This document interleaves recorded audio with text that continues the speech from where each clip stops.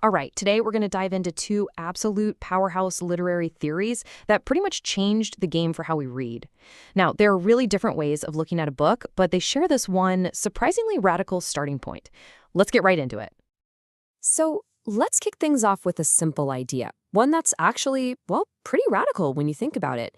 And it starts with a question for you. I mean, really think about it.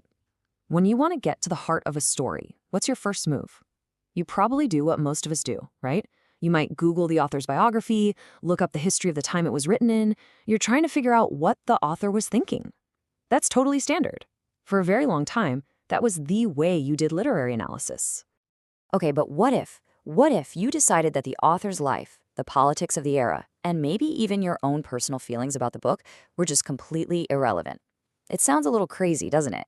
But get this, that exact idea, this big pushback against all that outside stuff, is the common ground for the two major theories we're looking at today.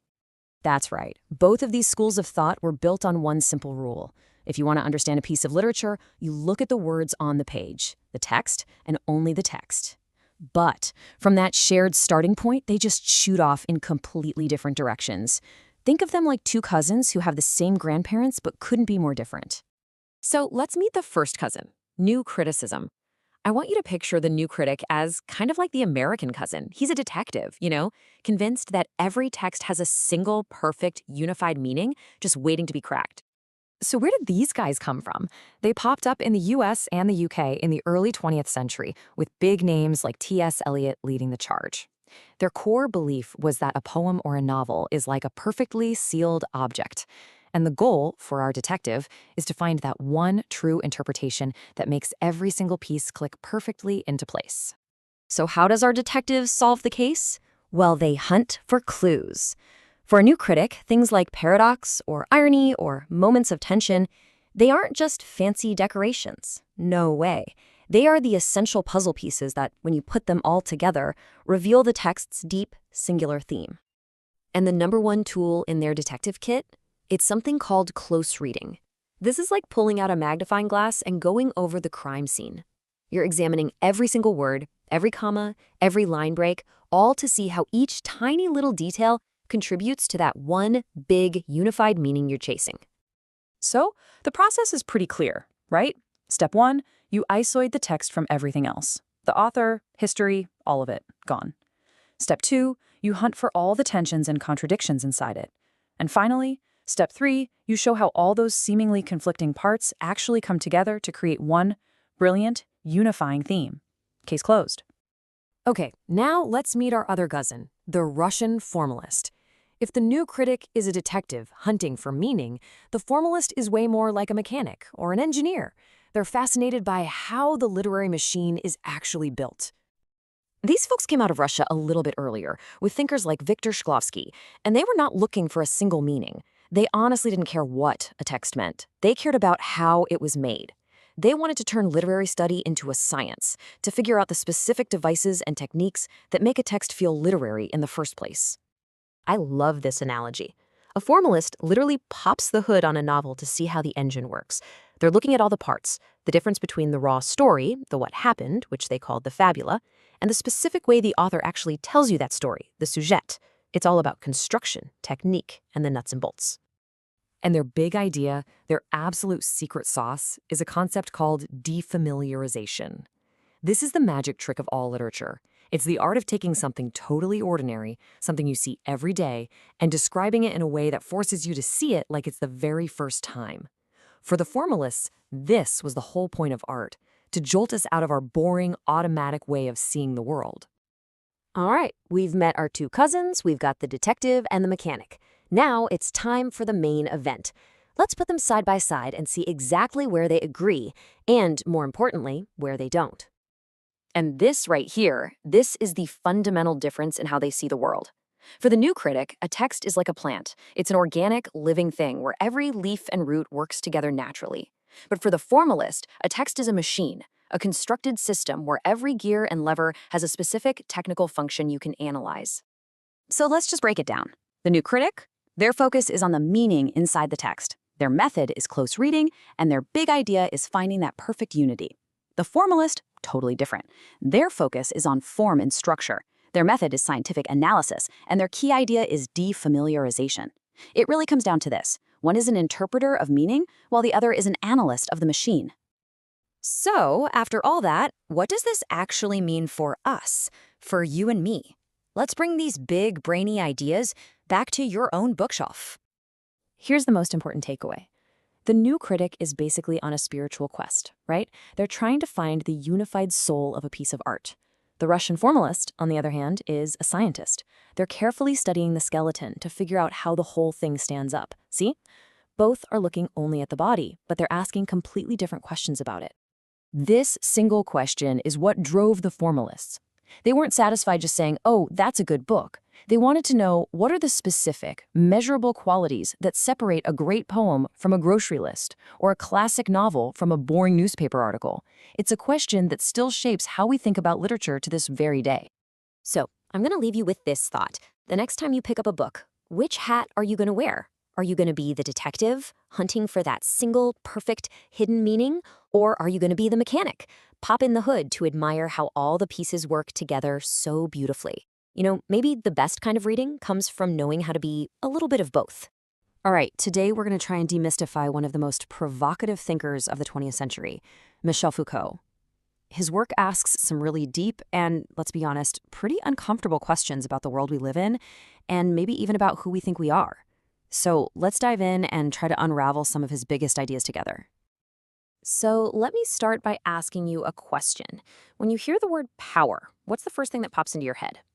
Maybe a king on a throne, a president, a boss telling people what to do? It seems pretty simple, doesn't it? Well, Michel Foucault would say that if that's what you're thinking, you're missing the bigger picture. He argued that that whole view of power was actually hiding the way it really works. He wasn't just some philosopher in an ivory tower. He was a total rebel who wanted to shake up everything we thought we knew about control, about what's normal, and even about ourselves. And to really get a handle on his radical ideas, you kind of have to understand the man himself. Because for Foucault, his life experiences and his philosophy were completely tangled up together. You know, he was born into a pretty well-to-do family. His dad was a surgeon and expected him to follow suit. But Foucault just wasn't having it. His early life was actually really tough, marked by a lot of personal turmoil about his identity and mental health, which led him to spend time in psychiatric institutions. But he didn't just experience them as a patient. He later went back to study them, to observe how they worked from the inside. And it was this experience that sparked a lifelong obsession with how society decides who's normal and who's deviant. And it's what fueled his later activism for things like prison reform. And you can totally trace this intellectual journey through his major books. He kicks things off by looking at madness, basically asking, hey, where did this idea of insanity even come from? Then, with The Order of Things, he becomes this huge philosophical celebrity in France. That work led him to his most famous book, Discipline and Punish, where he dissects the modern prison, and finally to his huge project on the history of sexuality, where he argues that even our ideas about sex aren't timeless. They're created by history. Okay, so across all of these different projects, there's one massive central theme that pops up again and again, and it's a real game changer. Foucault completely rewired our whole understanding of what power is and how it works. This is our default setting, right? We think of power as a thing you can have, like a crown or a title. It's at the top, and it flows down to the rest of us through laws and force. It seems obvious, but Foucault said, nope, that's just a tiny piece of the story. So Foucault called that old top-down model sovereign power.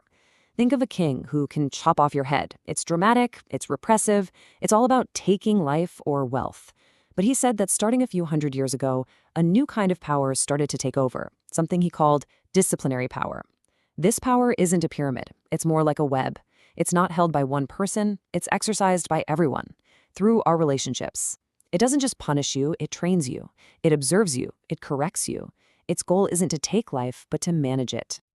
And this is the absolute key right here. Disciplinary power isn't just negative. It isn't just about saying, no, don't do that. It's actually a productive force. It actively creates certain kinds of people. It molds us into being good students or efficient workers or law-abiding citizens. It works from the inside out. Now, I know that sounds pretty abstract. So to make it super clear, Foucault used this brilliant architectural metaphor that perfectly explains how this subtle power works. He called it the panopticon. Okay, so the idea for the panopticon actually came from an older philosopher, Jeremy Bentham. It was designed for a perfect prison. You've got a central tower, and it's surrounded by a circle of prison cells.